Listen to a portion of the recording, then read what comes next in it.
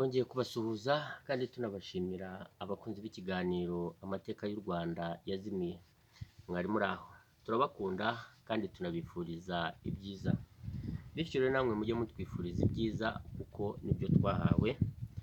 Rero ubwiru burakomeje ariko n'ububwira bumva. Uyu yatangiye avuga umutwe w'amagambo ugira ngo wibasira izina rya Bizimana. Icyiza gihari ni uko arimo kwibasira abari mu gihugu, ntabwo arimo kuvuga abari mu Rwanda. Abaye avuga abari mu Rwanda, ab'u Rwanda twamubaza, ariko arimo aravuga abari mu gihugu cyasimbuye u Rwanda. U Rwanda rwari urw'ingoma, igihugu ni ikidarapo. Ntawe umuvuzeho ni uko arimo kuvuga abo mu gihugu, ntabwo arimo kuvuga abo mu Rwanda. Avuze ab'u Rwanda rw'ingoma twamubaza.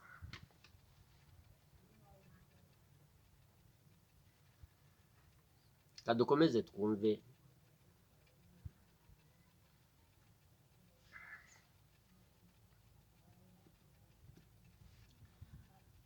Buriya tuba turi muri cya gihe cyo kwibuka, muri cya cyumweru cya mbere. Kiriya cyumweru cya mbere kitwibutsa inkotanyi z'igitsinda. Ibikomere byari bibisi, n'abari bafite ibikomere bari bagitonekara, bakivurwa bagitonekara, ibikomere byari bicyoroshye. Ababona iki cyumweru ntabwo bazi impamvu iki cyumweru kigomba kuba gikomeye cyane. Rero ab'ijuru tubasobanurire iki cyumweru icyo gisobanuye. Hari abari barokowe n'inkotanyi, bakiri ahantu mu mavuriro bakivurwa ibikomere by'imihoro, ibikomere bya za mpongano. Muri ya minsi 7 buri wese urimo kuvurwa igisebe cyabaga kigitonekara. Tubanze tubasobanurire ubundi iki cyumweru gisobanuye iki.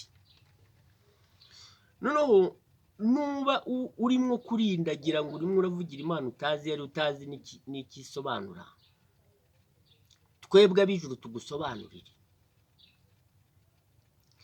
ko muri iki cyumweru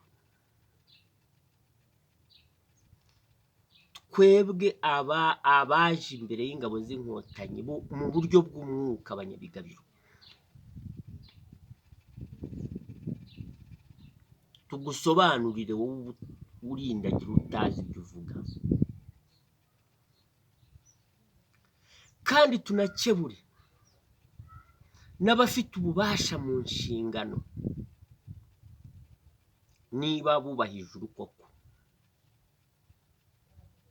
Ko indindagizi nk'izi ngizi zivuga amagambo aterekeranye muri cya gihe cy'iminsi 7, inkotanyi zimaze gutsinda abo zarokoye bagifite ibikomere. Ushobora kumugera uruhande, cya gikomere wagikomaho ukamutoneka. Ko buriya igikomere kiba kigifite amaraso ashyushye,